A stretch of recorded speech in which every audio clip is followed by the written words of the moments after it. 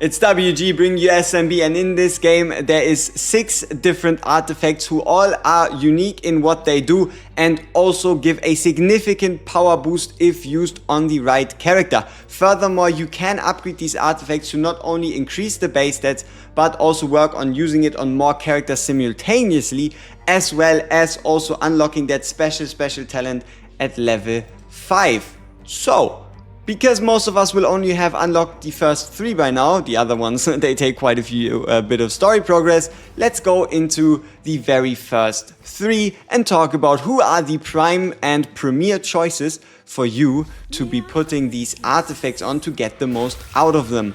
So, the first one is by far the easiest.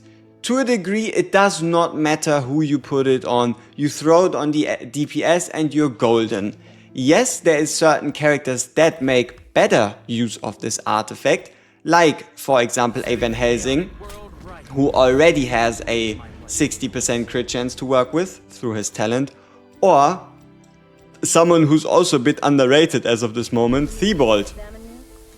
Thibault has the ability to apply crit chance increase, or like crit chance rate increase damage taken, you know what I mean. If he applies this crit rate resist down to enemies, they automatically add 40% crit rate on any hit they take. So for example, if your character has 10% crit, with this debuff on the enemies, your character crits 50% of the time. So these two are premier choices for this, and anything else that already has a modicum of base crit rate is going to be more successful, and then you want to combine it with a acapella, because an acapella is going to further increase that crit rate. There's a significant difference between either having a 10% crit rate or a 50% crit rate or a 70% crit rate or even a 90% crit rate. It is going to massively increase your damage. So it is by far the easiest, so make sure you just equip it on anything DPS, right? We're talking Hati, Lemine, Transcendent Hati, Lemine, Agares,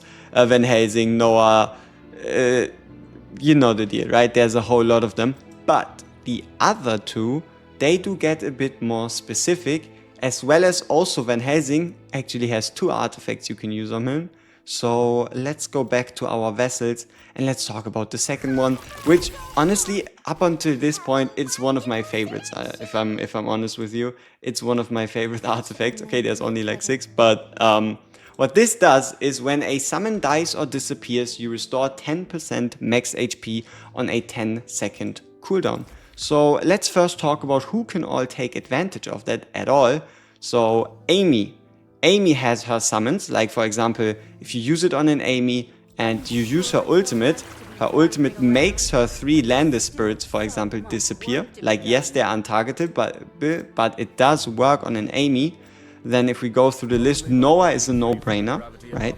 But keep in mind, it is a healing artifact. It's not a damage-based one. So rather than putting the summon-based one on a Noah, you would rather just give him a DPS artifact. So the prime choices really do boil down to other summon characters. If you're thinking Cecia, that's not quite true, because she unfortunately doesn't have summons. She does buff summons though, so don't underestimate her in that regard. Let's see, when do we find the first one? Like we already talked about Bella to a degree. Why Bella is so good is because of this passive, where every 8 seconds you summon these 2 summons, and they either disappear after 20 seconds, which heals her, or they get killed, which also heals her. So Bella is by far the best choice. But then outside of Bella, you could also use it on a Spectral Gilrain if you wanted to, because Spectral Gilrain summons these shadowy apparitions, and when these disappear, he also restores health. It might help him survive a bit longer, but Spectral Gilrain, it doesn't quite scream meta as of this moment. Then you also have Piera. So Piera has the Spirit Bone Towers, which also deal damage and the like. So Piera is also a good choice, but by far the best choice is Bella. And if you're wondering how do you get Bella, day 8. On day 8, every single one of us is going to get Bella, so sooner rather than later you'll have your hands on her. And also this artifact does only get better in the future. Like we've briefly talked about the first upgrade, but look at the second upgrade for this artifact. When a summon appears appears. So recovers a blood soul, which is what you need to cast ultimates with. So every 20 seconds you can recover a blood soul by using Silver Shadow Chronometer on any summoner. Now the third one is a bit more interesting because it only works on a select few characters. I found four characters that are a perfect choice for the Eye of Truth. Because the Eye of Truth naturally increases basic attack damage, and if you were to upgrade it, it also allows you to grant attack speed up minor to the character with it after a basic attack. So the first one, we've already briefly talked about it, and that is Van Helsing. The reason why is because Van Helsing obviously he has a basic attack, wow, but here, it says it right here. His basic attack now deals. So he transforms his basic attack while still doing basic attacks, which means Van Helsing is one of the characters that hit in their ultimate based upon this artifact. So this artifact is incredibly good on Van Helsing, incredibly good, and it might be the difference between a and a disgusting Van Helsing.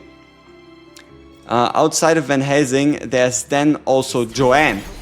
Joanne is kind of the same, where instead of doing something special, she enters into the electrified state. So she enters into a state where she does more damage and the like, and in that state she then obviously also does basic attacks, right? Where basic attacks applying induction. So applying the artifact Eye of Truth to a Joanne is also pretty strong.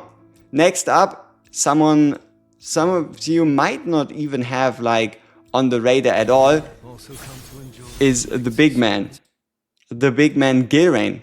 Gilrain naturally increases his basic attacks by 50%. And on top of that, you then also further increase that by 20%. Yeah, and then obviously here also you rush into battle, deal damage, and then you also increase your attack speed by 150%.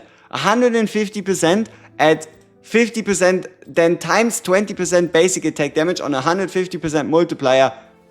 Dude! And then also you have the rush where he deals the damage and inflicts the stuns and then deals damage to units in the range and then again gets the attack speed increase. Gilrain is a massive choice for this artifact. Another character that perfectly synergizes with this artifact is Triss. Because Triss's talent says her basic attack applies a stack of induction to the target. And her ultimate says each hit adds one stack of induction and counts as a basic attack, right? So these 12 hits, they all count as basic attacks. Triss is incredible with this artifact. So yeah, Triss is another premier choice. And outside of that, I haven't quite found any more like crazy picks. But you could say it's unsure if this counts as a basic attack.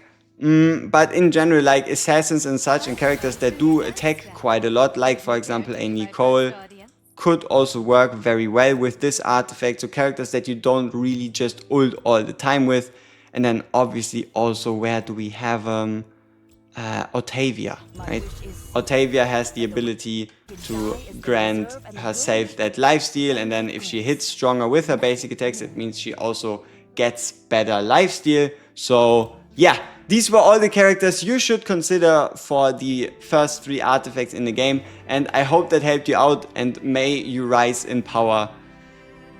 If you want to know more information or if you just want to join like-minded people, we are, I believe, currently the fastest growing Silver and Blood community in the whole game. So join the Discord below or just pop in the stream and say hi. As always, we see each other in the next one. Peace!